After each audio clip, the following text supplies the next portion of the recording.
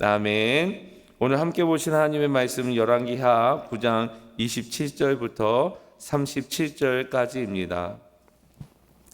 열왕기하 9장 27절부터 37절까지입니다. 한 절 한 절 읽고 마지막 절은 같이 읽도록 하겠습니다. 유다 왕 아하시야가 이를 보고 정원의 정자 길로 도망하니 예후가 그 뒤를 쫓아가며 이르되 그도 병거 가운데 죽이라 하매 이블르함 가까운 구르비탈에서 치니 그가 무기토까지 도망하여 거기서 죽은지라. 그의 친복들이 그를 병거에 싣고 예루살렘에 이르러 다윗성에서 그들의 조상들과 함께 그의 묘실에 장사하니라. 아합의 아들 요람의 제11년에 아하시야가 유다 왕이 되었더라.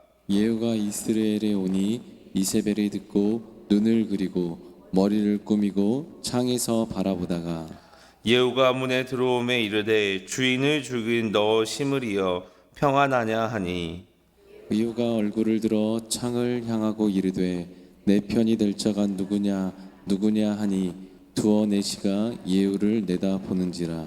이르되 그를 내 던지라 하니 내 던짐에 그의 피가 담과 말에 튀더라. 예후가 그의 시체를 밟으니라. 예후가 들어가서 먹고 마시고 이르되 가서 이 저주받은 여자를 찾아 장사하라.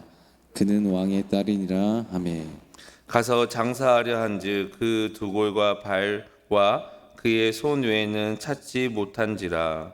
돌아와서 전하니 예후가 이르되 이는 여호와께서 그 종 디렙 사람 엘리야를 통하여 말씀하신 바라. 이르시기를 이스라엘 토지에서 개들이 이세벨의 살을 먹을지라. 그 시체가 이스라엘 토지에서 거름같이 밭에 있으리니 이것이 이세벨이라고 가리켜지어 말하지 못하게 되리라 하셨느니라 하였더라. 아멘. 오늘 하루도 하나님의 말씀을 묵상하며 그 말씀대로 살아가시는 우리 초청의 모든 성도들이 되시기를 예수님의 이름으로 축복합니다.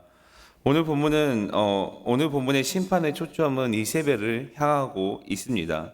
새벽에 말씀을 묵상하기에는 조금 거북스러울 수도 있을 것 같습니다. 하지만 하나님께서 우리에게 이런 말씀을 주신 이유가 무엇인지, 또 우리는 이 말씀을 통해서 어떠한 삶을 살아야 하는지를 깨닫고 그 말씀대로 살아가는 성도님이 되시기를 축복합니다. 우선 유다왕 아하시야가 살해되는 장면이 나옵니다. 오늘 본문 27절 28절에 보면 남유다 왕인 아하시야를 끝까지 쫓아가서 죽이는 모습이 나옵니다. 그가 무기토까지 쫓아가서 결국 그 아하시야를 죽였습니다. 죽인 이후에는 다행히 그 시체를 가져가게 했죠. 그 시체가 병거에 싣고 다윗성 묘실에서 장사할 수 있게 하였습니다.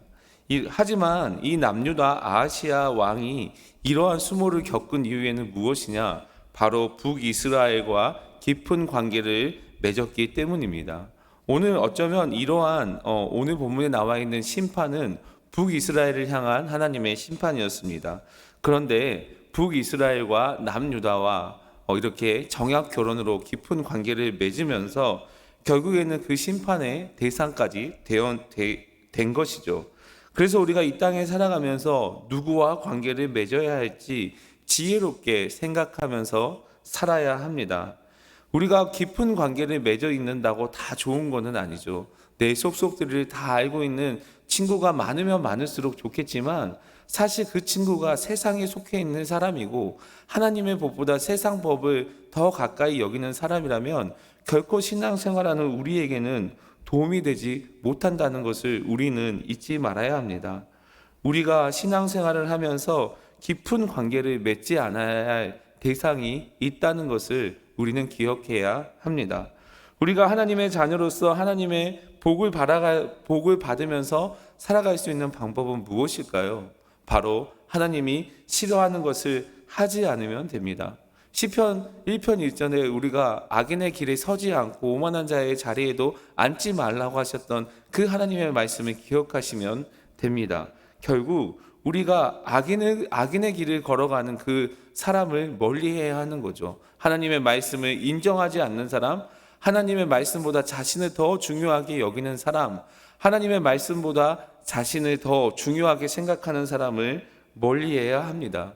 그러기 위해서, 그런 방법으로 살아가기 위해서는 우리가 밤낮으로 하나님의 말씀을 묵상해야 합니다.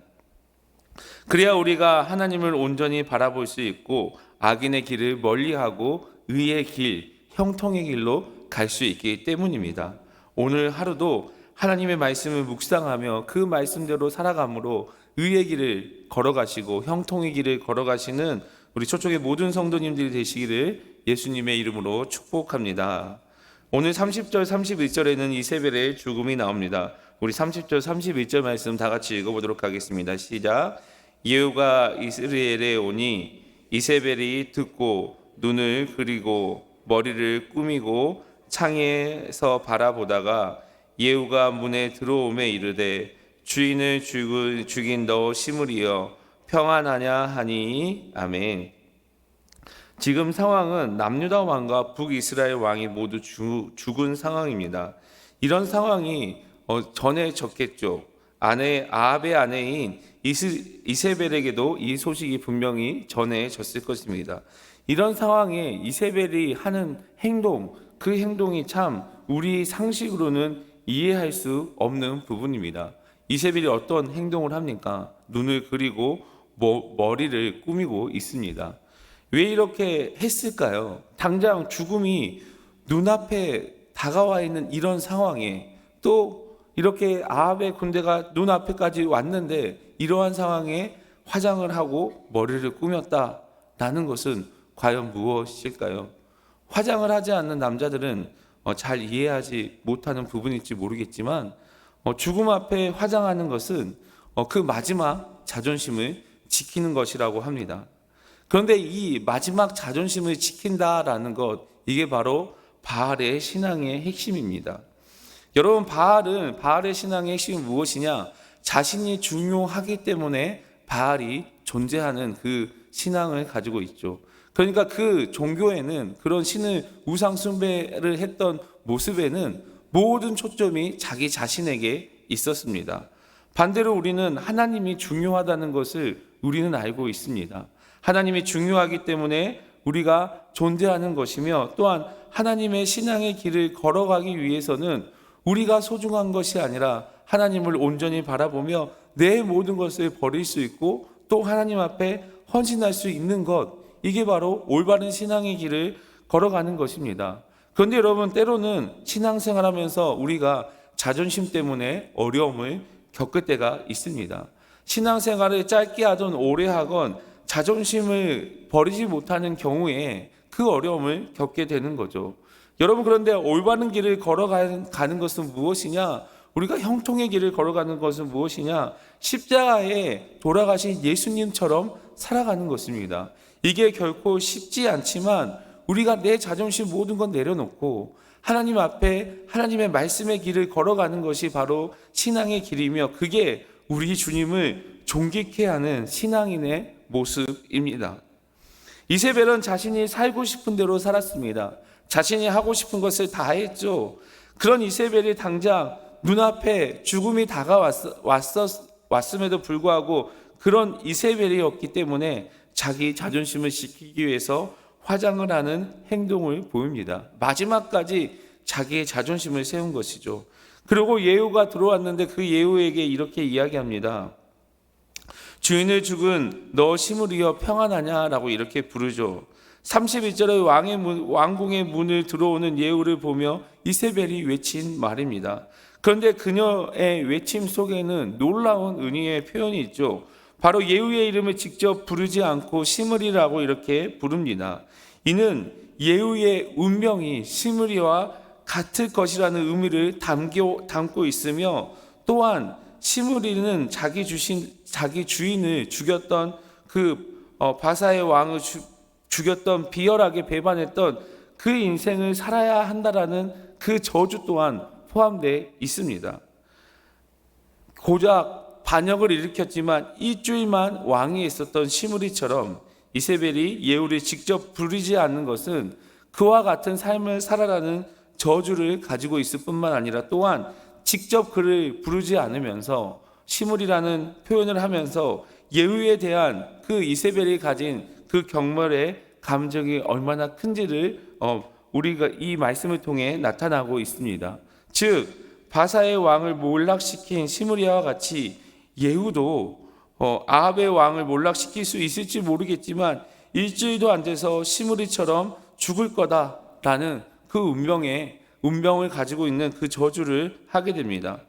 결국 이세벨은 이 최후의 순간까지 자신의 죄를 뉘우치고 회개하지 않고 오히려 저주하는 모습, 그리고 아합의 가문의 심판의 도구로 사용됐던 예후를 저주하는 모습을 끝까지 보여줍니다. 이러한 모습이 무엇이냐? 바로 교만하고 완악한 우상 숭배를 했던 그런 이세벨의 완악한 모습을 정확하게 보여주는 모습입니다. 그리고 31절 마지막 부분에 평안하냐라고 이렇게 물어봅니다. 여러분, 보통 평안하냐라는 이 표현은 일반적으로 상대방의 안부를 묻는 인사 말입니다. 그런데 예후를 시므리와 같이 경멸의 대상을 하고 곧 멸망할 거라고 이렇게 이야기하면서 평안하냐라는 이 표현은 무엇이냐? 바로 평안치 못할 것이라는 의미를 가지고 있으며 이세벨의 조롱과 경멸의 뜻을 가지고 있습니다.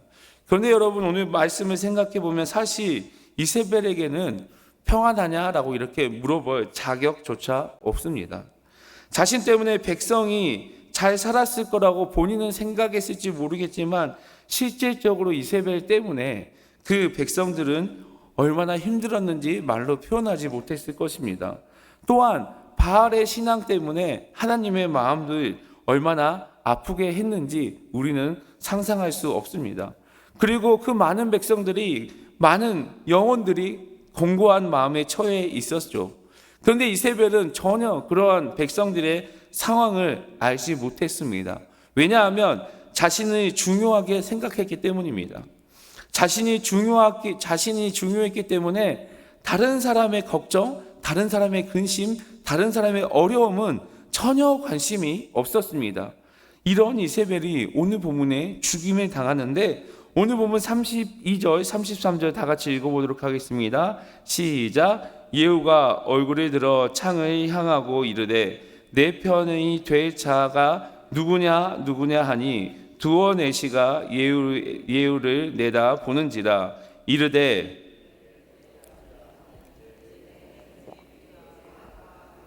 말에게 튀더라. 예후가 그 시체를 밟으니라. 아멘. 예후가 이세벨을 직접 죽이지 않습니다. 높은 곳을 향해 예후가 외치자 두어 내시가 예후의 편에 섭니다. 아마 이세벨이 이 마지막까지 자존심을 지켰기 때문에 이 창에서 던져졌을 때, 그 위에서 던져졌을 때 그냥 쉽게 던져지지 않고 끝까지 저항을 했을 것입니다. 아무튼 두어 내시가 그 이세벨을 던집니다.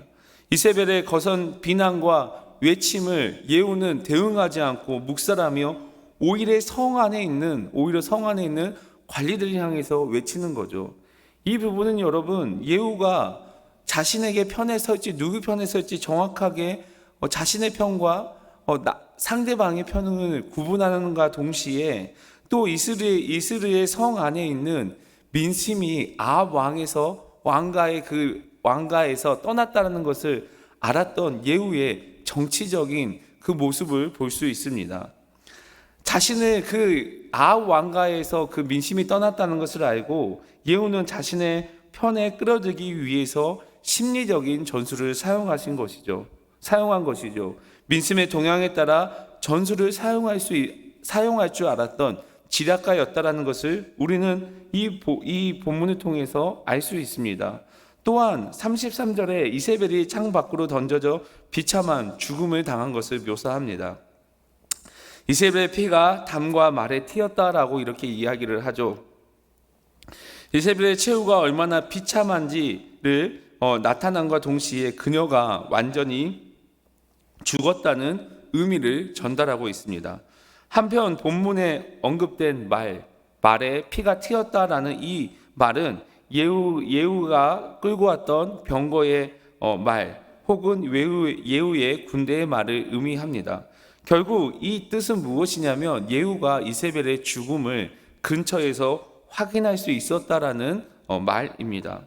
그 이후에 또한 시체를 밟았다라고 이렇게 이야기하고 있는데, 여기서 밟았다는 말은 짓밟다, 내리밟다라는 뜻으로 예후가 그녀의 시체를 직접 밟았는지 아니면 자신이 타고 있던 병거로 밟았는지는 정확하게는 알 수 없습니다. 하지만 문맥 흐름상 후자인 그 말을 타고 그 병거로 밟았다라는 입장이 지배적입니다.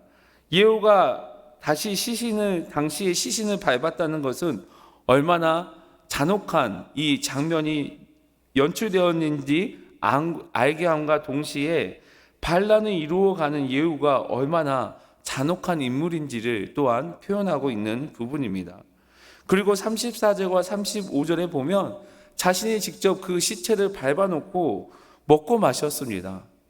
먹고 마신 이후에 갑자기 이세벨의 시체를 찾아서 장사를 지내줘라고 하죠. 왜냐하면 이세벨은 왕의 딸이었기 때문에 정치적인 그 문제가 발생될 수 있었기 때문에 그 문제를 회피하기 위해서 그 장사를 치러줘라고 이렇게 말합니다. 그런데 그 시신이 많이 훼손돼서 찾을 수 없다라고 이렇게 이야기를 하는 상태였고, 원문으로 직역하면 그리고 그들은 그녀를 찾을 수 없었다라고 이렇게 직역할 수 있습니다.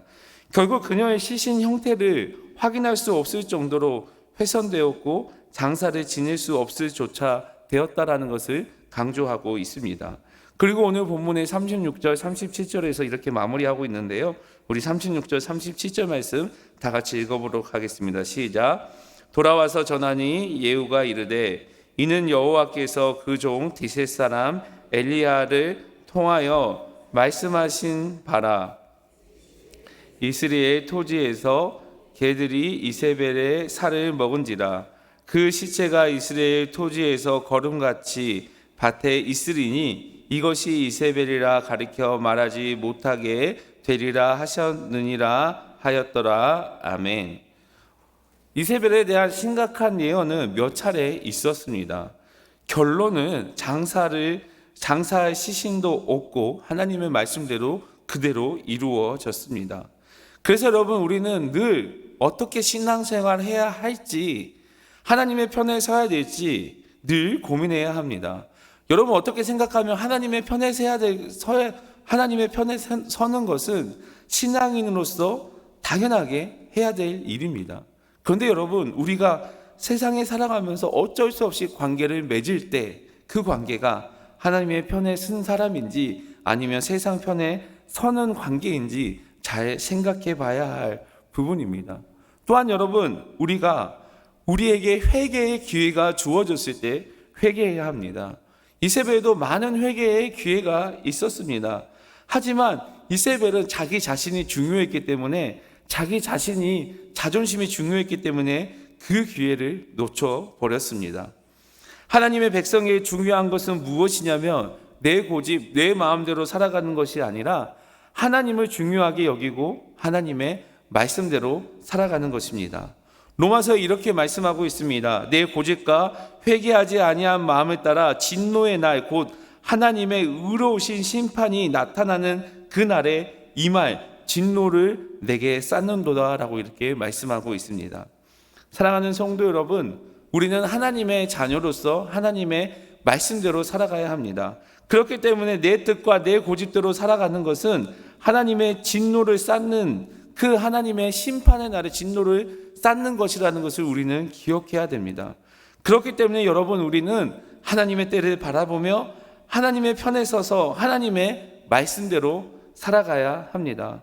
오늘 하루 하나님의 편에 서서 하나님의 말씀을 묵상하며 의의 길, 그 형통의 길을 걸어가면서 십자가의 복음을 전하는 그러한 하나님의 편에 서는 삶을 살아가는 저와 여러분이 되시기를 예수 그리스도의 이름으로 간절히 축복합니다.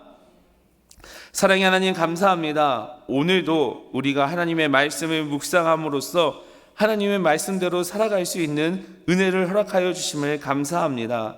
하나님, 우리가 하나님 앞에서 회개하며 하나님께서 기회를 주셨을 때 회개를 온전히 함으로써 하나님의 의의 길을 걸어갈 수 있도록 인도하여 주시옵소서. 그러기 위해서 내 마음, 내 뜻대로 살아가는 것이 아니라 주님 앞에 온전한 회개하는 마음으로 회개함으로써 의의 길, 형통의 길을 걸어갈 수 있는 우리 모두가 될 수 있도록 인도하여 주시옵소서. 그러기에 우리가 하나님의 말씀을 묵상하길 소망합니다. 하나님의 말씀대로 살아갈 수 있는 내 삶이 될 수 있도록 주님께서 인도하여 주시옵소서.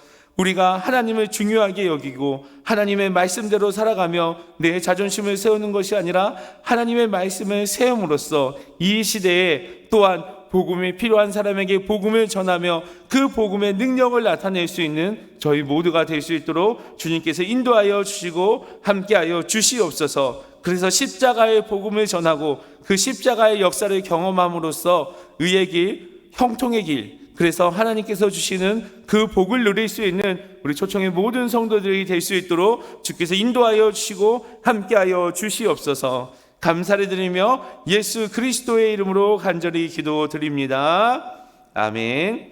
이 시간 말씀을 기억하면서 주님 앞에 기도하며 나아가도록 하겠습니다. 우리가 하나님의 말씀을 묵상하며 의의 길, 형통의 길, 그 길을 가게 해달라고 기도하며 나아가시길 바랍니다. 우리 교회의 리모델링이 잘 마무리될 수 있도록 잘 마무리될 수 있도록 기도해 주시고, 온가족 금요철화가 오늘 또 진행됩니다. 온가족 금요철화에 하나님의 은혜가 가득할 수 있도록 기도해 주시기 바랍니다. 어제부터 시작된 양육을 위해서 기도해 주시고, 교회를 위해서 기도할 때 교회를 이끌어 가시는 담임 목사님 영육간에 강건함 허락해 달라고 기도해 주시고, 우리는 한마음 한뜻으로 우리 교회에 주신 그 사명 잘 감당할 수 있게 기도해 주시기 바랍니다. 또한 각자의 삶을 위해서 각자의 기도의 제목을 가지고 이 시간 주여 한번 부르고 주님 앞에 간절히 기도하며 나아가도록 하겠습니다. 주여